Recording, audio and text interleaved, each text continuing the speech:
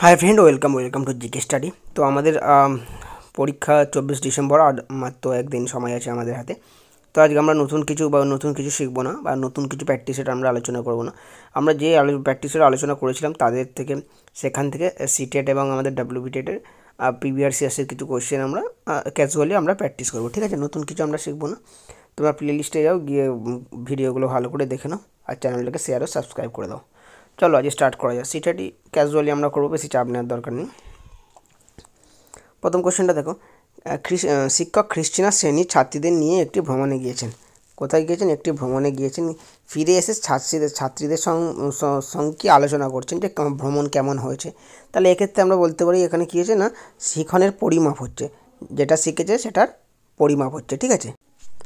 পরের কোশ্চেন দেখো, যে তত্ত্ব সম্পূর্ণভাবে পর্যবেক্ষণযোগ্য আচরণের উপর নির্ভর করে। যখন যেটা আচরণের ওপর নির্ভর করবে সেটা হয়ে যাবে কিন্তু বিহেভিয়ারিস্টিক, অর্থাৎ আচরণবাদ। আচরণের ওপর নির্ভর করলে আমরা বলবো কি, সেটা আচরণবাদ। প্রতিটি শিক্ষার্থী অনন্য, মানে প্রতিটি শিক্ষার্থী মানে স্টুডেন্ট অনন্য, মানে একে অপরের থেকে আলাদা। তাহলে প্রতিটি শিক্ষার্থী অনন্য এর মানে বা এর অর্থ হচ্ছে কোনো দুজন শিক্ষার্থী ক্ষমতা, আগ্রহ এবং প্রতিভার দিক থেকে একই নয়, সবাই একে অপরের থেকে কী হয়, আলাদা। পরেরটা দেখো, সামাজিকরণ বা সোশ্যালাইজেশনের সবচেয়ে গুরুত্বপূর্ণ সময়কাল আমরা বলতে পারি বয়ঃসন্ধিকাল। বয়ঃসন্ধিকালে, অর্থাৎ যেটা অ্যাডোলেসেন্স টাইম, যেটা একদম 12 থেকে স্টার্ট হচ্ছে। তো এই সময় কিন্তু স্টুডেন্টের এই সামাজিকরণ সব থেকে ভালো হয়, ঠিক আছে? তাই সামাজিকরণ সবথেকে গুরুত্বপূর্ণ সময় হচ্ছে বয়ঃসন্ধিকাল। সৃজনশীল উত্তরের জন্য প্রয়োজন হলো মুক্ত প্রশ্ন। সৃজনশীল মানে ক্রিয়েটিভ, ঠিক আছে? খুব সুন্দর কোনো কিছু অ্যান্সার। সেটার জন্য কোশ্চেনগুলো কেমন হওয়া দরকার হচ্ছে, সেটা লেখাগুলো বা অ্যান্সারগুলো সবসময় কী হবে, ওপেন এন্ডেড, মানে মুক্ত প্রান্তিক, কোনো বাধা থাকলে হবে না। পরের কোশ্চেনে আমরা চলে যাব। গঠনমূলক মূল্যায়নের ক্ষেত্রে গঠনমূলক মূল্যায়নের ক্ষেত্রে কোনটি উপযুক্ত নয়? উপযুক্ত নয় হচ্ছে, দেখো, অ্যাসাইনমেন্ট হচ্ছে গঠনগত মূল্যায়নের জন্য নয়, ঠিক আছে?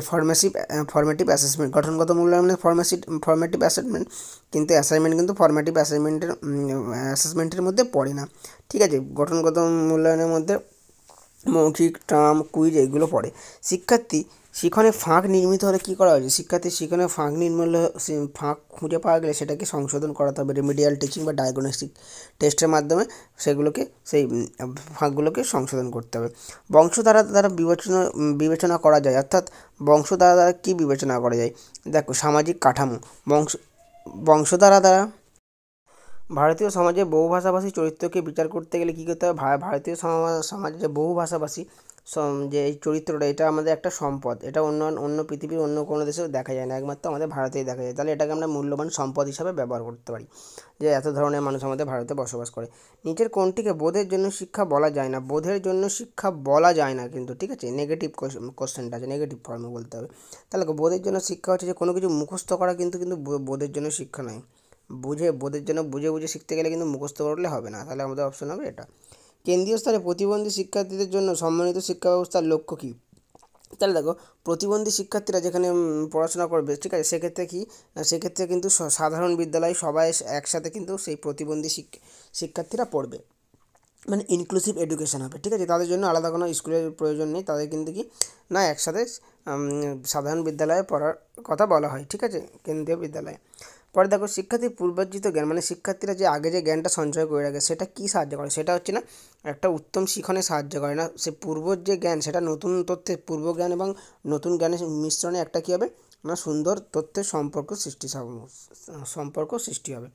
পরে কোশ্চেন চলে যাবো, মানব বিকাশের কতগুলি নীতির উপর প্রতিষ্ঠিত, তার মধ্যে নীতিটা কিন্তু অন্তর্ভুক্ত নয়। মানব বিকাশ বা ডেভেলপমেন্টের অনেকগুলো নীতি আছে, তার মধ্যে যেটা হচ্ছে বিপরীত। ডেভেলপমেন্ট কোনোদিন বিপরীতমুখী হয় না, ডেভেলপমেন্ট ধারাবাহিকভাবে হয়, সাধারণ থেকে বিশেষের দিকে যায় এবং নিরবিচ্ছিন্নতা আছে, কিন্তু ডেভেলপমেন্ট কোনোদিন রিভার্সেবল না, মানে বিপরীতমুখী হয় না।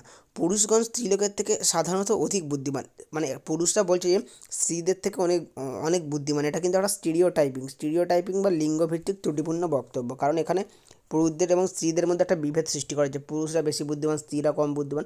তাহলে একটা লিঙ্গভিত্তিক ত্রুটিপূর্ণ, অর্থাৎ স্টিরিওটাইপিং আমরা বলতে পারি। পরেরটা দেখো, শিশুর বিকাশের সঠিক রূপ দিতে হলে প্রাক শর্ত কী? মানে শিশুর বিকাশ বা ডেভেলপমেন্টকে সঠিক রূপ দিতে হলে তার শর্ত কী হবে? প্রাক শর্ত হলো শারীরিক বিকাশে সুনিশ্চিন্ত করা। অবশ্যই শিশুর সবসময় মনে রাখবে, বিকাশ বা ডেভেলপমেন্ট সবগুলো কিন্তু একে অপরের সাথে সম্পর্কযুক্ত। যেমন আমি তোমাদের বলি, ডেভেলপমেন্ট হচ্ছে PSCEE, তাই না? তার মানে হচ্ছে ফিজিক্যাল, সোশ্যাল, কগনিটিভ এবং ইমোশনাল সব বিকাশ একে অপরের সাথে কি না সম্পর্কযুক্ত। নির্মিতাবাদ বা কনস্ট্রাকটিভিজম থিওরি বলতে কী বোঝো? নির্মিতাবাদ মানে মনে রাখবে সবসময় শিক্ষার্থীর উপর বেশি গুরুত্ব দেওয়া হবে এবং শিক্ষার্থীর জ্ঞানের উপর গুরুত্ব দেওয়া হবে। তাহলে নির্মিতাবাদ মানে হচ্ছে নিজের সৃষ্ট, মানে শিক্ষার্থীর নিজের সৃষ্ট জগতের ক্ষেত্রে শিক্ষার্থীর ভূমিকার উপর গুরুত্ব আরোপ করা হয়। শিক্ষার্থী যেখানে অ্যাক্টিভ সেটাই হচ্ছে নির্মিতাবাদ বা কনস্ট্রাকটিভিজম। পরে কোশ্চেনে তোমরা যাও, দেখো সৃজনশীল শিক্ষার্থী তাকেই বলা হয়, সৃজনশীল শিক্ষার্থী মানে ক্রিয়েটিভ স্টুডেন্ট তাকেই বলা হবে যে কি পার্শ্ববর্তী চিন্তন এবং সমস্যা সমাধান করতে পারবে। মানে পার্শ্ববর্তী চিন্তন মানে একটা চিন্তার সাথে অন্য একটা চিন্তন দুটোকে রিলেট করতে পারবে, সংযুক্ত করতে পারবে এবং তাদের সমস্যা, কোনো একটা সমস্যাকে সমাধান করতে পারবে, তারা হচ্ছে সৃজনশীল বা ক্রিয়েটিভ স্টুডেন্ট। ব্যক্তিগত শিক্ষার্থীর মধ্যে পার্থক্য দেখা যাচ্ছে, ব্যক্তি শিক্ষার্থীদের মধ্যে পার্থক্য দেখা যায় কি বিকাশের সাধারণ ক্ষমতায়। তাদের সব দিকে একই থাকে, কিন্তু তাদের যে সাধারণ ডেভেলপমেন্টের যে ক্ষমতা, সে বিকাশের ক্ষমতার দিক থেকে একটা স্টুডেন্ট থেকে অন্য স্টুডেন্টদের পার্থক্য দেখা যায়। সাধারণ বিকাশ প্রধানত হলো, আচ্ছা সাধারণ ধারণা মানে তো কোনো জ্ঞান, ধারণা মানে জ্ঞান, কোনো কিছু সম্পর্কে জ্ঞান সঞ্চয় করা। জ্ঞান যখন আসবে সেটা হয়ে যাবে কিন্তু কগনিটিভ ডেভেলপমেন্ট বা বৌদ্ধিক বিকাশ। ঠিক আছে, কগনিটিভ ডেভেলপমেন্ট বা বৌদ্ধিক বিকাশ। পরের কোশ্চেনে আমরা চলে যাই, নিচের কোনটি শিক্ষার্থীকে উৎসাহিত করা হবে না, মানে নেগেটিভ কোনটা, না বাচক কোশ্চেন। নিচের কোনটিকে শিক্ষার্থীকে উৎসাহিত করে না? দেখো যেখানে মুখস্থের প্রশ্ন চলে আসবে, রোট লার্নিং চলে আসবে, সেগুলো কিন্তু আমাদের খুবই প্রহিবিটেড আমাদের এনসিএফ বা আমাদের কারিকুলামের মধ্যে। তাহলে মুখস্থ যেখানেই থাকবে সেটা হয়ে যাবে কিন্তু ভুল অ্যান্সার। তাহলে হয়ে যাবে আমাদের কি, শিক্ষক যে ধরনের প্রশ্ন জিজ্ঞাসা করতে পারে সেই সব প্রশ্নের উত্তর মুখস্থ করে আসলে কিন্তু হবে না, এটা অ্যাক্টিভ কোনো প্রসেস নয়। শিখন সম্পর্কীয় নিম্নের বক্তব্যগুলির মধ্যে কোনটি সঠিক?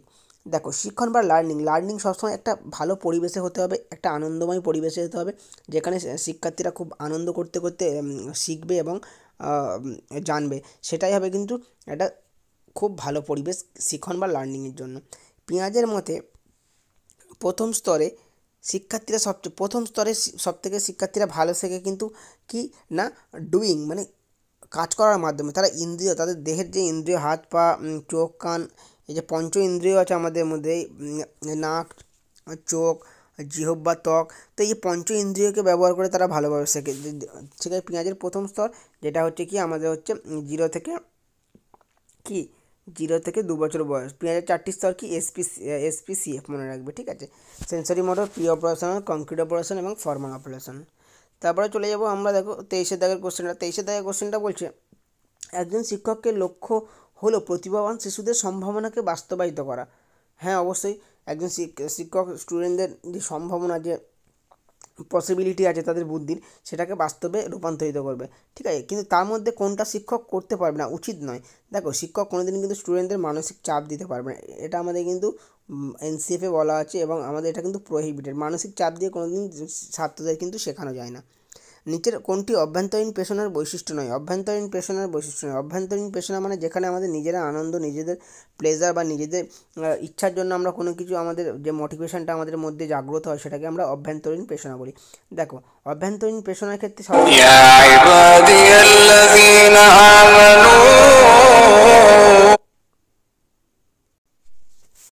পরের কোশ্চেনটা দেখো, নিচের কোনটি শিশু শিক্ষার্থীর পঠন অক্ষমতার লক্ষণ নয়? অর্থাৎ শিশু শিক্ষার্থীরা মানে যে পঠন মানে পড়ার ক্ষেত্রে কোনটা হচ্ছে কি অক্ষমতার লক্ষণ নয়, শব্দ এবং ভাব বোঝা, এটা কোনো দিন আমাদের অক্ষমতা নয়, এটা তো আরও ভালো।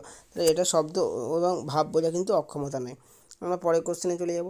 দেখো ইরফান তার খেলনা ভেঙে টুকরো করে দিয়েছে, এটার কারণ কি? কারণ ইরফান তার খেলনা ভেঙে টুকরো করেছে কারণ তার মধ্যে একটা কৌতূহল জেগেছে যে খেলনাটার মধ্যে কী আছে। তো সেই কৌতূহলটা জানার জন্য কিন্তু ইরফান তার খেলনাকে কী করেছে না, ভেঙে টুকরো করেছে। নিচের কোন বক্তব্যটি শিক্ষণের বৈশিষ্ট্য বলে উল্লেখ করা যায় না? শিক্ষণ কোনোদিন হচ্ছে এক্সপিরিয়েন্সের ওপর নির্ভর করে না বা এক্সপিরিয়েন্সের ফলস্বরূপ নয়। শিক্ষণ এমন কিছু যার নির্দিষ্ট অভিজ্ঞতার ফলস্বরূপ, এটা হচ্ছে ভুল। শিক্ষণ হচ্ছে অভিজ্ঞতার ফলস্বরূপ নয়। অ্যাসেসমেন্টের প্রধান উদ্দেশ্য কী? অ্যাসেসমেন্ট অর্থাৎ মানে শিশুদের অ্যাসেসমেন্ট করা বা তাদেরকে যে পরীক্ষা নেওয়া বা অ্যাসেসমেন্ট করা, ঠিক আছে, এটা হচ্ছে শিশুরা কতটা শিখেছে বা শিক্ষার্থী কতটা শিখেছে সেটাই জানার জন্য কিন্তু অ্যাসেসমেন্ট করা হয়।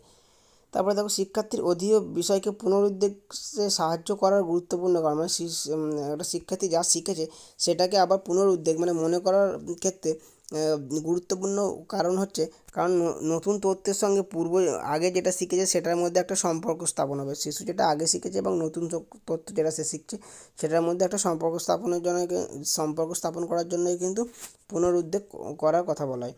আমাদের সামনে পরীক্ষা আছে, ওই জন্য আমরা স্পিডে করাচ্ছি, তোমরা একটু দেখে নিও। এগুলো আগে করানো আছে, তাও আমরা রিক্যাপ করিয়ে দিচ্ছি। নতুন কিছু আমরা এখন শিখবো না, আমাদের যেটা শেখা সেটাকে আমরা একবার প্রিভিয়াস ইয়ার্সের কোশ্চেন আমরা একটু ভালো করে দেখে নিই। শিশুর বিকাশের নীতি সম্পর্কীয় জ্ঞান শিক্ষককে কীভাবে সাহায্য করে? শিশুর বিকাশের নীতি সম্পর্কীয় জ্ঞান শিক্ষককে কিনা শিক্ষার্থীর বিভিন্ন ধরনের যে কৌশল সেগুলোকে কার্যকরীভাবে পূরণ করার ক্ষেত্রে শিক্ষকের খুব কাজে লাগবে। ঠিক আছে, চলে যাবো আমরা পরে কোশ্চেন। দেখো এটা সিটের 12, এগুলো আমরা একটু ক্যাজুয়ালিভাবে প্র্যাকটিস করে নিই।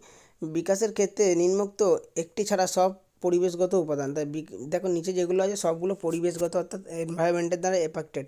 কিন্তু শিক্ষার মান কিন্তু পরিবেশ দ্বারা শিক্ষা যে কতটা শিক্ষা পড়ানো হবে সেটা কিন্তু পরিবেশ দ্বারা এফেক্টেড নয়, সেটা টিচারের উপর ডিপেন্ড করে, তাহলে এটা পরিবেশ দ্বারা এফেক্টেড নয়। সীমা প্রতিটি পার্ট দুটো শিখতে পারে, কিন্তু লীলা শিখতে দেরি হয়। দেখো কারণ সীমা আর লীলা হচ্ছে দুজন আলাদা ব্যক্তি, ওই জন্য তাদের দুজনের মধ্যে পার্থক্য থাকবে, এই জন্য তাদের কেউ তাড়াতাড়ি শেখে, কেউ দেরিতে শেখে। ওই জন্য তাহলে আমরা কী বলতে পারি? ব্যক্তিগত পার্থক্য। বিকাশ শুরু হয় অর্থাৎ ডেভেলপমেন্ট শুরু হয় কখন না? বিকাশ শুরু হয় কিন্তু মায়ের পেট থেকে, অর্থাৎ প্রাক জন্মকাল থেকে কিন্তু বিকাশ শুরু হয়ে যায়। তাহলে মায়ের পেট থেকে মৃত্যু পর্যন্ত কিন্তু বিকাশ ঘটতে থাকে। ঠিক আছে, সমবায়ভিত্তিক শিক্ষণ অপেক্ষাকৃত বয়স্ক এবং দক্ষ শিক্ষার্থীরা অল্প বয়স্ক এবং স্বল্পদক্ষ শিক্ষার্থীদের থেকে সাহায্য করে। ঠিক আছে, একটা শিক্ষার্থী অপর শিক্ষার্থীকে সাহায্য করছে, সাহায্য করলে তো ভালো। এক্ষেত্রে কী হবে না, পারদর্শিতার উন্নতি ঘটবে এবং আত্মপ্রত্যয় ঘটে, তাই না? যারা অল্প শেখায় তাদেরকে যারা বেশি দক্ষ তারা যদি সাহায্য করে তাহলে তাদের পারদর্শিতায় উন্নতি ঘটবে এবং তাদের আত্মপ্রত্যয় ঘটবে। ঠিক আছে, পরের কোশ্চেন দেখো, শিক্ষার্থী কেন্দ্রিক শ্রেণীকক্ষে শিশুরা সাধারণত শেখে ব্যক্তিগতভাবে এবং দলগতভাবে, দুইভাবেই কিন্তু শিক্ষার্থীরা বা স্টুডেন্টরা শেখে। ঠিক আছে, তারপরে কোশ্চেন দেখো, বহুবিধ তত্ত্ব মানে মাল্টিপল ইন্টেলিজেন্স থিওরি, যেটা গার্ডনার দিয়েছে। তাহলে মাল্টিপল ইন্টেলিজেন্স থিওরির ক্ষেত্রে যে প্রাকৃতিক জিনিস যেমন প্রাণী, খনিজ পদার্থ, গাছপালা ইত্যাদিকে চেনা এবং তাদেরকে আলাদা করা, এটা তাহলে আমরা বলতে পারবো গার্ডনারের অনুযায়ী এটা হচ্ছে প্রাকৃতিক বুদ্ধি। তাহলে যে বুদ্ধি আমাদের প্রাকৃতিক বস্তুগত জিনিস চিনতে সাহায্য করে সেটাকে আমরা প্রাকৃতিক বুদ্ধি বলবো। যদি ভাষার সাথে রিলেটেড হয় তাহলে ভাষাগত বুদ্ধি, এবং কোনো স্থান সম্বন্ধে যদি বুদ্ধি আমাদের কাজে লাগে সেটা হবে স্থানিক বুদ্ধি।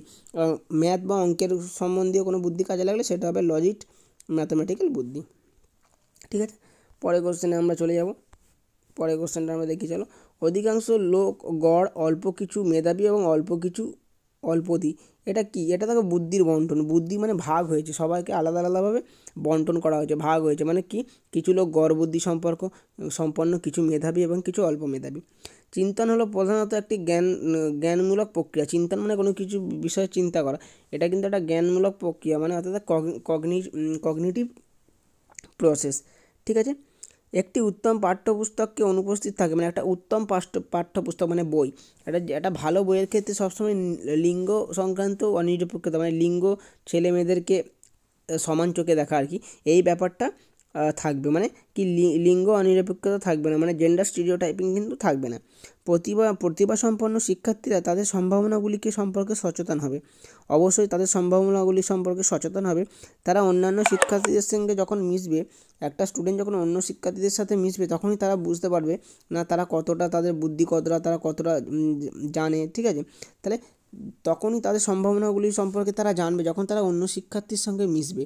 ঠিক আছে, পরে কোশ্চেন দেখো, যে বিদ্যালয়ে শ্রেণী ব্যবস্থায় নিম্নোক্ত বৈশিষ্ট্য আছে তাকে অন্তর্ভুক্তিমূলক শিক্ষা বলে। অন্তর্ভুক্তিমূলক শিক্ষা মানে ইনক্লুসিভ এডুকেশন, যেখানে কি যে কোনো ধরনের সমস্ত শিশুকে একসাথে পড়ানো হয়। ঠিক আছে, সেখানে প্রতিবন্ধী, ভালো, উচ্চবুদ্ধি সম্পন্ন, নিম্ন বুদ্ধি সম্পন্ন সব ধরনের শিশু, ঠিক আছে, হিন্দু, মুসলিম, শিখ, খ্রিস্টান, জৈন সবাইকে একসাথে যেখানে পড়ানো হয় সেটা হয়ে যাবে কিন্তু আমাদের অন্তর্ভুক্তিমূলক বা ইনক্লুসিভ এডুকেশন। ডিসলেক্সিয়া, এখানে ডাইলেক্সিয়া লেখা আছে, যাই হোক এটা হবে ডিসলেক্সিয়া হচ্ছে পঠনগত সমস্যা, মানে পড়তে যে অক্ষমতা, পড়ার ক্ষেত্রে যে অক্ষমতা দেখা যায়, সেটাকে আমরা ডিসলেক্সিয়া বলি। শ্রেণীকক্ষে শ্রবণ প্রতিবন্ধীদের হতাশার প্রধান কারণ কি? শ্রেণীকক্ষে মানে ক্লাসে একটা যারা কানে শুনতে পায় না, কালা, তাদের হতাশার প্রধান কারণ হচ্ছে তারা অন্য স্টুডেন্টদের সাথে কিন্তু কি যোগাযোগভাবে ভালোভাবে করতে পারে না, তথ্যের আদান প্রদান করতে পারে না, যার জন্য তাদের কিন্তু একটা ডিপ্রেশন চলে আসে বা একটা হতাশার প্রধান কারণ চলে আসে। চলে যাবো পরের কোশ্চেন তোমরা দেখতে পাচ্ছ পরের কোশ্চেন কী বলছে দেখো। পরের কোশ্চেন বলছে আচরণের সক্রিয়তার দিকটি অন্তর্ভুক্ত হলো। দেখো আচরণের ক্ষেত্রে যে সক্রিয়তার দিক এটি অন্তর্ভুক্ত হলো শিখনের মনসঞ্চালকমূলক মাত্রায়, অর্থাৎ কি না সাইকোমোটর যে ডেভেলপমেন্টের যে ভাগ ওটাই হচ্ছে কিন্তু সক্রিয়তা বা অ্যাক্টিভের দিক। একজন ছাত্র মেডিকেল কলেজে ভর্তি হওয়ার জন্য কঠোর পরিশ্রম করছে, তাহলে এক্ষেত্রে তার কী ধরনের মোটিভেশন কাজ করছে? এক্ষেত্রে তার ব্যহিক মোটিভেশন কাজ করছে, যে কাজে সে কোনো কিছু পাওয়ার আশায় যে কাজটি করে বা যে মোটিভেশনটা কাজ করে সেটা হচ্ছে কিন্তু ব্যহিক বা এক্সটার্নাল মোটিভেশন। আর কোনো কিছু ভালো বা কোনো কিছু আনন্দের জন্যে, উপভোগ করার জন্য যে মোটিভেশন কাজ করে সেটা হচ্ছে ইন্টারনাল বা অভ্যন্তরীণ মোটিভেশন। ঠিক আছে। একজন শিক্ষক তার শিক্ষার্থীদের বিভিন্ন প্রকারের দলগত কর্মসূচিতে নিযুক্ত করলেন। ঠিক আছে, দলগত কর্মসূচিতে নিযুক্ত করেছেন মানে তাহলে ভাবতে এখানে কিন্তু সামাজিকরণ হচ্ছে। কারণ কি একটা স্টুডেন্ট দলগত কর্মসূচিতে একটা স্টুডেন্ট অন্য স্টুডেন্টের সাথে কি তাদের ইন্টারাকশান হয়, যখনই ইন্টারাকশান হবে তখন তাহলে সামাজিকরণটা ভালো হবে। একজন শিক্ষক শিক্ষার্থীদের সর্বদা সাহায্য করে যাতে তারা একটি বিষয় অর্জিত জ্ঞানের সঙ্গে অপর বিষয়, তাহলে একটি বিষয়ের সাথে অপর বিষয়ে যখন সম্পর্ক সাধন হবে তখন তাকে আমরা বলবো জ্ঞানের সঞ্চালন ঘটছে একটা বিষয় থেকে অন্য বিষয়, এবং অনুবন্ধন হচ্ছে, যেটাকে আমরা বলি এলএসি, লার্নিং অ্যাক্রস কারিকুলাম। একটা সাবজেক্টের সাথে অন্য সাবজেক্টটা যখন রিলেটেড করে বা দুটোকে সংযুক্ত করার পর হয় সেটাকে আমরা অনুবন্ধ বা জ্ঞানের সঞ্চালন বলে থাকি। শিক্ষক সর্বদা শিক্ষার্থীদের ভ্রান্তিকে লক্ষ্য রাখবেন। অবশ্যই শিক্ষক সর্বদা শিক্ষার্থীদের ভ্রান্তিকে লক্ষ্য রাখবেন, কারণ তবে শিক্ষক জানতে পারবে যে তাদের কোথায় ভুল হচ্ছে এবং সেগুলোকে সংশোধন করার জন্য ব্যবস্থা গ্রহণ করবেন। সৃজনশীলতা হলো কি? সৃজনশীলতা মানে ক্রিয়েটিভনেস সবসময় কি অপসারী চিন্তা নয়, তাদের চিন্তাগুলো এক জায়গায় গিয়ে যুক্ত হয় না, তাদের চিন্তাগুলো বিভিন্ন দিকে অপসারিত হয়। তাই সৃজনশীলতা সাধারণত অপসারী চিন্তনের সাথে যুক্ত। যখন পূর্বের শিখন নতুন পরিস্থিতি শিখনের উপর কোনো প্রভাব বিস্তার করে না, যখন কোনো প্রভাব বিস্তারই করছে না তাহলে সেটা হয়ে যাবে শূন্য শিখন সঞ্চালন, কারণ কোনো প্রভাবই বিস্তার করছে না। ঠিক আছে। তারপরে কোশ্চেন দেখো, পিঁয়াজের জ্ঞানমূলক শিখন তত্ত্বে জ্ঞানমূলক সংগঠনের সংশোধন প্রক্রিয়া। দেখো জ্ঞান যখন সংগঠনের সংশোধন প্রক্রিয়া, আমাদের ব্রেনের মধ্যে কোন তথ্য যখন আমরা সংযুক্ত করবো সেটাকে আমরা বলবো সহযোজন বা অ্যাসিমিলেশন বলবো, সেটাকে আমরা কী বলবো? সহযোজন বা অ্যাসিমিলেশন। চলে আমাদের পরের কোশ্চেন তোমরা দেখতে পাচ্ছ, পেশনার তথ্য অনুযায়ী শিক্ষণের উন্নতির জন্য শিক্ষক কী করবে না শিক্ষক কী করবে না শিক্ষার্থীদের নিকট থেকে বাস্তবায়িত আশা প্রত্যাশা করবেন। মানে একজন শিক্ষক স্টুডেন্টদের কাছ থেকে এমন ধরনের আশা করবে যেটা যেন সেই স্টুডেন্টরা বাস্তবে সেটাকে লক্ষ্য করা যায়, বাস্তবায়িত প্রত্যাশা করবেন। একজন শিক্ষক পাঠদানকালে দৃশ্যশ্রাব্য শিক্ষা উপকরণ এবং শারীরিক কর্মসূচি সাহায্য করবেন। কারণ কি? দৃশ্যশ্রাব্য টিএলএম মানে যেটা দেখা যায় এবং শোনা যায়, এই ধরনের টিএলএম ব্যবহার করলে সেখানে শিক্ষার্থীরা তাদের সর্বোচ্চ সংখ্যক মানে সব ইন্দ্রিয় দ্বারা ব্যবহার করে শিখতে পারবেন। শিক্ষক যখন কোনো দর্শন প্রতিবন্ধী শিক্ষার্থীকে অন্যান্য স্বাভাবিক শিক্ষার্থী দলগত করেন, অর্থাৎ দেখো শিক্ষক কোনো একটা হ্যান্ডিক্যাপ স্টুডেন্টকে অন্যান্য স্টুডেন্টদের সাথে যখন পড়ায় তার মানে হচ্ছে এখানে কী হচ্ছে? এখানে অন্তর্ভুক্তিমূলক শিখন হচ্ছে কিন্তু, কারণ সব ধরনের শিশুকে একসাথে পড়ানো হচ্ছে। পরের কোশ্চেনে আমরা চলে যাই। বিজ্ঞান এবং শিল্প পরিদর্শন, নৃত্য এবং সঙ্গীত পরিবেশন বিদ্যালয়ে ম্যাগাজিন প্রকাশ করার উদ্দেশ্য কী? বিদ্যালয়ে ম্যাগাজিন প্রকাশ করার উদ্দেশ্য হচ্ছে বিদ্যালয়ে যে স্টুডেন্ট আছে তাদের যে ক্রিয়েটিভ, তাদের যে ক্ষমতা, তাদের যে বুদ্ধি সেগুলো ম্যাগাজিনের মাধ্যমে কি প্রকাশ করা হয়। এতে কিন্তু স্টুডেন্টরা কী হয়? উৎসাহিত হয়। শিক্ষণের সহায়তা ছাড়াও শিক্ষক শিক্ষার্থীদের দলগত কার্যাবলীতে উৎসাহিত করবেন। কারণ কি? যেখানে দলগত কার্যাবলী চলে আসবে তাহলে সেখানে মনে করবে সামাজিকরণ হবে, কারণ দলগত কার্যাবলীর মধ্যে অনেক ধরনের স্টুডেন্ট থাকে, একে অপরের সাথে ইন্টারাকশান হয় এবং সেখানে সামাজিকরণ হয়। দেখো সমবয়স্কদের প্রতি আক্রমণাত্মক আচরণ করে এবং নিয়ম শৃঙ্খলা মানে না। যখনই সে নিয়ম শৃঙ্খলা মানছে না তার মানে তার অনুভূতি কম আছে, অনুভূতিমূলক মাত্রায় তাকে সাহায্য করতে হবে স্টুডেন্টটাকে। ঠিক আছে। পরের কোশ্চেন, পেঁয়াজের মতে জ্ঞানমূলক বিকাশের বস্তুর স্থায়িত্ব সম্পর্কে কী?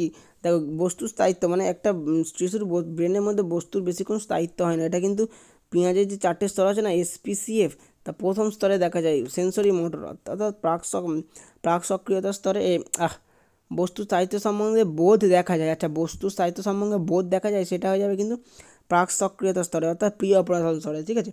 বস্তুর স্থায়িত্ব সম্পর্কে বোধ থাকে না, সেটা হচ্ছে তোমার সেন্সরি মোটর, অর্থাৎ কি না সংবেদন সঞ্চালনমূলক, কিন্তু বস্তু কতক্ষণ কোথায় থাকে ব্রেনে সেই স্থায়িত্ব সম্বন্ধে বোধ চলে আসে, সেটা হচ্ছে প্রাক সক্রিয়তার স্তরে, যেটা হচ্ছে 2 থেকে 6 বছর বয়স বা 4 বছর বয়স।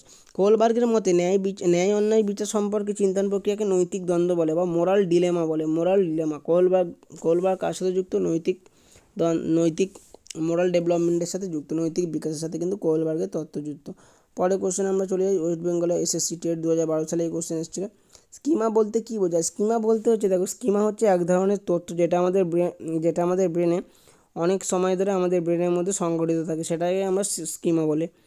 একজন ছাত্র যদি অদ্ভুত পোশাক পরে শ্রেণীকক্ষে আসে, তাহলে তাকে বোঝাবে এবং পরামর্শ দিতে হবে যে সে যেন এরকম ড্রেস না পরে আর ক্লাসে আসে। পরের কোশ্চেন, শ্রেণীকক্ষে শৃঙ্খল বজায় রাখার কার্যকরী পদ্ধতি। শ্রেণীকক্ষে শৃঙ্খলা বজায় রাখার জন্য কী করতে হবে না, স্টুডেন্টদেরকে তাদের প্রয়োজন অনুযায়ী কী কাজ, মানে কর্মসূচি বা কাজ দিতে হবে, ঠিক আছে। নিম্নোক্ত বুদ্ধাঙ্কের তালিকার মধ্যে কোনটি শিক্ষণযোগ্য বুদ্ধাঙ্ক, মানে আইকিউ? দেখো, 50 থেকে 70 এই যে আইকিউ সম্পন্ন ব্যক্তি বা শিশুরা কিন্তু তাদের কি শিক্ষণযোগ্য, মানে তাদেরকে শিক্ষা দেওয়া যায় এবং তারা ভালোভাবে কোনো জিনিস শিখতে পারবে, মানে শিক্ষণযোগ্য বলা যায় এইসব ব্যক্তি বা শিশুদের। তো আজকে এই কটা আমরা কোশ্চেন করলাম, একটা ক্যাজুয়ালি প্র্যাকটিস করে নিলাম, এগুলো আগে করাও ছিল। তো আমাদের সামনে পরীক্ষা, তো নতুন কিছু আমরা প্র্যাকটিস সেট করলাম না, এই পুরোনো জিনিস আমরা একটু প্র্যাকটিস করলাম। তোমরা এগুলো ভালো করে দেখো এবং চ্যানেলটাকে শেয়ার ও সাবস্ক্রাইব করে দিও।